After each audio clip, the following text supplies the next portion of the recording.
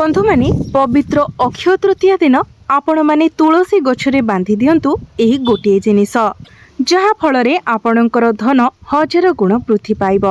प्रकृत रे यह बिना माता तुलसी को असंपूर्ण बोली विवेचना करा जाए। भगवान श्रीकृष्ण निजे माता तुलसी को वरदान देइथिले एवं एही गुप्त कथा कहिथिले जे जो व्यक्ति तुलसी गछरे एही गोटे जिनिस बांधि थाए सेही व्यक्ति जीवन रे केबे भी धनर अभाव आसी न थाए। बंधु माने आमर प्रत्येक हिंदू मानकर अगणारे तुलसी गछ निश्चित भावरे रही थाए। शास्त्र रे उल्लेख करा जायछि जे आपण माँ तुलसी को किपरि पूजा करबा उचित, किपरि तांको जल अर्पण करबा उचित एवं केउ जिनिस तुलसी पाखरे रहिबा शुभ होइथाए। यह व्यतीत केउ निर्दिष्ट जिनिस आपण माँ तुलसी गछ मूल बांधिबा द्वारा आपण माँ तुलसी ठारू प्रचुर आशीर्वाद पाइथांती। माँ लक्ष्मी आपण गृह स्थायी बास करिथांती। बंधु माने आमर घर अगणारे माँ तुलसी रहिबा परिवारर प्रत्येक सदस्यों पई लाभदायक। एही गछटी प्रत्येक प्रकार उपयोगी।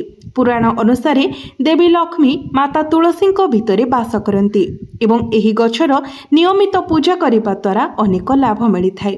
तथापि जदि आपण घरे तुलसी रखिबा सहित एही निर्दिष्ट जिनिस को तुलसी गछरे बांधि दियंती तेबे एही गछ आपणको अनेक गुण अधिक लाभ प्रदान करिथाए। कारण एही जिनिसटी बिना माँ तुलसी को असंपूर्ण बोली विवेचना करा जाए। एही जिनिस माँ तुलसी को संपूर्ण करिथाए। तेणु शास्त्र रे एहाको सर्वाधिक गुरुत्व दिया जाए। केवल भारत रे नुहे बरं विश्वर अधिकांश स्थान रे माँ तुलसी को एक अपार गुणपूर्ण गछ भावरे पूजा करा जाए। अनेक औषधीय गुण सहित एहाको गभीर आध्यात्मिक गुरुत्व मध्य दिया जाइछि। यह एक धार्मिक रीति हो किंबा एक पवित्र उत्सव माँ तुलसी व्यवहार को संपूर्ण अपरिहार्य बोली विवेचना करा जाए। विष्णु पुराण रे तुलसी को भगवान विष्णुंकर पत्नी भावरे विवेचना करा जाइछि। एही कारणरू तुलसी को जगत जननी भावरे मध्य पूजा करा जाए। तुलसी समस्त देवी ठारू बर पाइछन्ति जहा फल रे तांकर पत्र गुड़िक अमृत गुणर अधिकारी बोली वर्णना करा जाइछि। शास्त्र अनुसारे जो घरे तुलसी गछ सबु बेले सुंदर एवं हरा भरा रही थाए सेही घरे सुख शांति एवं समृद्धि सर्वदा विराजमान करे। भगवान विष्णु को पूजा समय तुलसी पत्र एक अत्यंत आवश्यक एवं तांको अर्पण करा जाउथिबा भोगरे तुलसी पत्र निश्चित भावरे सामिल करबा उचित। कारण भगवान विष्णु तुलसी पत्र बिना कौनसी नैवेद्य ग्रहण करती नहीं। तेणु प्रत्येक घरे निसंदेह माँ तुलसी गछ रहिबा उचित। जदि आपण घरे तुलसी गछ अछि तेबे निरंतर सुख शांति एवं समृद्धि को वृद्धि करबा पई आपण को माँ तुलसी को चुनुरी अर्पण करबा को पड़िबो। प्रायतः लोक माने निज घरे तुलसी गछ लगाती तथापि सेमाने प्रायतः माता तुलसी को चुनुरी अर्पण करबा भूली जाती। फलस्वरूप सेमाने तुलसी गछ लगाइबा सह जड़ित शुभ फल पाई पारंती नहीं। सर्वदा मन रखंतु जे तुलसी गछ चुनुरी बिना अपूर्ण रही थाए। तुलसी गछ जोठारे रही थाए सेही स्थान रे ब्रह्मा विष्णु एवं महेश्वरंकर वास होइथाए जहाको सामूहिक भावरे त्रिदेव बोली जना जाई थाए। यह व्यतीत तुलसी पूजा करने द्वारा समस्त पाप नाश हुए। जेपरि सूर्य उदय सहित रातिर अंधकार दूर हो जाए। तुलसी गछ केवल एक गछ नुहे, तुलसी हेउछंती भगवान विष्णुंकर पत्नी जहाको आमे आमर निजर माता भावरे पूजा करू। तेणु तुलसी को चुनरी अर्पण करबा अत्यंत जरूरी। यह करबा द्वारा स्वामी एवं स्त्री मध्य प्रेम एवं विश्वास वृद्धि पाए एवं घरर महिला माने सर्वदा वैवाहिक सुख एवं सौभाग्य सहित आशीर्वाद प्राप्त होती। तथापि भी तुलसी को चुनरी अर्पण करने समय आपण को गोटे गुरुत्वपूर्ण कथा मन रखा पड़ो। आपण लाल रंगर चुनरी अर्पण करने उचित नुहे। लाल रंग मंगल ग्रह सहित जड़ित। जेतेबेले तुलसी गछ बुध ग्रह सह जड़ित। जेहेतु मंगल एवं बुध परस्पर शत्रु अटंती तेणु ग्रह गोचर को नहीं माँ तुलसी उपरे केबे भी लाल चुनरी पिंधाइबा उचित नुहे। यह बदल में आपण सबुज हलदिया रंगर चुनरी अर्पण करिपारिबे। तथापि अनेक लोक तुलसी गछ चारि पाखरे पुरुणा किंबा छिंडा चुनुरी बांधी रखिथांती। एपरि करिबा अशुभ भली विवेचना करा जाए। तुलसी निकटरे सर्वदा एक नूतन चुनुरी बांधिबा उचित। तुलसी गछ चारि पाखरे चुनुरी बांधिबा पई एकादशी दिन को सबुठारु शुभ अवसर बोली विवेचना करा जाए। तो आपण जे कोनोसी एकादशी दिन एक नूतन चुनुरी आनतु एवं एहाकू तुलसी गछ चारि पाखरे बांधि दियंतु। किंतु एही अक्षय तृतीया दिन मध्य जदि आपण तुलसी रे चुनुरी बांधुचंती तो आपणको अक्षय पुण्य फल प्राप्ति होई थाए। कारण आपण एही दिन जो भी शुभ कार्य करती जो भी धार्मिक कार्य करती ताहा आपणको अनेक गुण अधिक शुभ फल प्राप्ति कराई थाए। तुलसी गछ को केबे भी चुनुरी बिना छाड़ंतु नाही। जदि पूर्वरु थिबा चुनुरी पुरुणा किंबा जीर्ण होई जाए तेबे एहाको आपण एकादशी दिन किंबा आपण एही अक्षय तृतीया दिन बदलाई देबा उचित। बंधु माने तुलसी को विवाह करिबा मध्य अत्यंत शुभ फलदायी होई थाए। एही विधि समस्त मानव दुखर अंत घटाई थाए एवं जनकर सांसारिक जीवन सुखरे परिपूर्ण करि थाए। यह व्यतीत किछि लोक जानतरे किंबा अजाणतरे माँ तुलसी पाखरे किछि जिनिस रखती जहाँ तांको प्रति असम्मानजनक कार्य। तुलसी गछ अत्यंत संवेदनशील। माँ तुलसी पाखरे पानी भर्ती पात्र मध्य रखिबा उचित नुहे। तुलसी गछ निकटरे दीप जलाइबा परे दीप जलिबा समाप्त हेबा परे सेही स्थानरु दीप को नहीं आसिबा उचित। कारण माँ तुलसी को निकटरे लिभि जाइथिबा दीप छाड़िबा अशुभ बोली विवेचना करा जाए। जोंठारे तुलसी गछ रही थाए से निर्दिष्ट स्थान को सर्वदा सफा एवं निर्मल रखिबा उचित। तेणु नियमित भावरे तुलसी गछर जत्न नेबा आवश्यक। तुलसी गछ पाखरे परिष्कार परिच्छन्नता बजाय रखिबा उचित। तुलसी गछ पाखरे शिवलिंग किंबा भगवान गणेशंकर मूर्ति रखिबा उचित नुहे।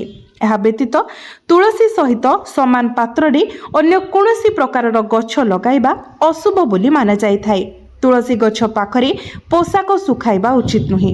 कारण पोशाकरू पड़ुथिबा मैला पानी तुलसी गछ उपरे पड़ी पारे। मने रखंतु जे नख व्यवहार करी केबे भी तुलसी पत्र छिंडाइबा उचित नुहे।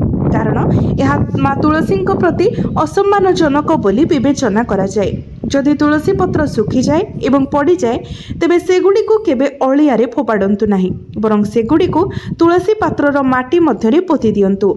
रविवार दिन तुलसी पत्र छिंडाइबा उचित नुहे किंबा एही दिन गछरे जल देबा मध्य उचित नुहे। अन्य समस्त दिन रे प्रत्येक दिन सकाळे तुलसी गछ को जल अर्पण करिबा उचित एवं संध्या समय तुलसी पाखरे दीप जलाइबा उचित।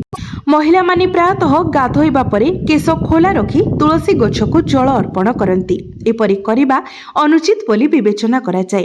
एही पूजा करिबा समय महिला माने सर्वदा निज केश को बांधी कपाल रे सिंदूर लगाई तुलसी गछरे जल अर्पण करिबा उचित। स्नान परे ही तुलसी गछरे जल अर्पण करिबा उचित। एपरि करिबा द्वारा माँ तुलसींकर आशीर्वाद प्राप्त हुए। तुलसी गछ पाई केबे भी कोनोसी अपवित्र भूमि किंबा मैला स्थानर माटी व्यवहार करिबा उचित नुहे। कारण यह गछ को सुखी जाई मारी देई थाए। तुलसी गछ को केबे भी अपरिष्कार स्थान रे लगाइबा उचित नुहे। जेपरि कि शौचालय किंबा अलिया डबा पाखरे किंबा एहाकू एते निकटतर रखिबा उचित नुहे। कारण मैला पानी गछ उपरे भूल बसतः पड़ी पारे जहाको अत्यंत अशुभ बोली माना जाय थाए। घरे थिबा तुलसी गछ को केबे भी सुखिबाकू दियंतु नाही। शास्त्र अनुसार सुखी जाइथिबा तुलसी गछ आसन्न मृत्यु किंबा विपर्ययर सूचक भाବରେ कार्य करे। जदि घरे थिबा तुलसी गछ सुखी जाए तेबे परिवारर शांति एवं समृद्धि लोप पाई थाए बोली विश्वास करा जाए। कारण माता लक्ष्मी सुखी जाइथिबा तुलसी गछरे वास करंती नाही। वास्तुशास्त्र अनुसार सुखी जाउथिबा तुलसी गछ एक आसन्न दुर्भाग्य किंबा दुर्घटनार संकेत दिए। तेणु तुलसी गछर उत्तम जत्न नेबा उचित। याकू सबुज एवं हरा भरा रखिबा पाई प्रत्येक दिन जल अर्पण करिबा उचित। यह व्यतीत तुलसी गछरे जेपरि बुढ़ियाणी किंबा कीटपतंग न लागे सेथिप्रति आपण सतर्क रहिबा उचित। कारण एपरि स्थान रे माँ लक्ष्मी केबे भी वास करती नाही। शास्त्र अनुसार महिला माने ऋतुस्राव समय तुलसी गछ को छुईबा किंबा जल अर्पण करिबा उचित नुहे। प्रथमे स्नान न करी तुलसी गछ को केबे भी जल अर्पण करंतु नाही किंबा पादरी जोता पिंधि केबे भी जल अर्पण करंतु नाही। माँ तुलसी को जल अर्पण करने समय निज पादरे जेपरी सही जल न पड़े से सतर्क रुहंतु कारण यह माँ तुलसी प्रति असम्मानजनक बोली विवेचना करा जाए। भगवान श्रीकृष्ण कहिछंती जे केवल तुलसी गछ को प्रत्येक दिन दर्शन करने द्वारा मनुष्य स्वर्ग प्राप्ति करिथाए एवं तुलसी पत्र सेवन करने द्वारा समस्त पापरु मुक्ति मिलता है। तुलसी गछ को आदर्श भाव में घर सम्मुखें लगाइबा उचित। यहाकू पूर्व किंबा उत्तर दिगरे रखिबा सबुठारु शुभ बोली माना जाइथाए। जेतेबेले एकाधिक तुलसी गछ घरे आपे आपे गजा होइबा आरंभ करे यह माता लक्ष्मीकर सीधा सड़क आगमन एवं उपस्थिति को सूचित करे। तुलसी गछ पाखरे केबे भी कंटायुक्त गछ रखिबा उचित नुहे कारण यह माँ तुलसी को असंतुष्ट करिथाए। तुलसी गछ निकटरे मरुभूमिर गछ जेपरिक कैक्टस रखिबा अत्यंत अशुभ बोली विवेचना करा जाए कारण यही गछ गुड़िक नकारात्मक शक्ति निर्गत करती बोली विश्वास करा जाए। शास्त्र रे कहा जायछि जे सबुज पत्र बदल रे कंटा बाहर करुथिबा जेकोसी गछ को केबे भी माँ तुलसी निकटरे रखिबा उचित नुहे। उदाहरण स्वरूप अनेक लोक साजसज्जा पाई निज घरे कैक्टस गछ रखती किंतु यह करिबा संपूर्ण भूले मध्य कैक्टस गछ को तुलसी गछ पाखरे रखिबा उचित नुहे। तुलसी गछ पाखरे किछि जिनिस एपरि रखंतु नाही जहा आपणकर सकारात्मक शक्ति को नष्ट करिबो। तथापि शास्त्र रे कदली गछर विशेष गुरुत्व रहिछि। जदि आपण तुलसी गछ पाखरे कदली गछ लगांती तेबे आपण अनेक लाभ प्राप्ति करिवे कारण कदली गछरे भगवान विष्णु वास करंती बोली विश्वास करा जाए। माँ तुलसी पाखरे कदली गछ लगाइबा द्वारा घरे सुख एवं समृद्धि बढ़ी थाए। यह व्यतीत जोठारे श्री विष्णु वास करंती सेठारे स्वयं देवी लक्ष्मी मध्य वास करंती।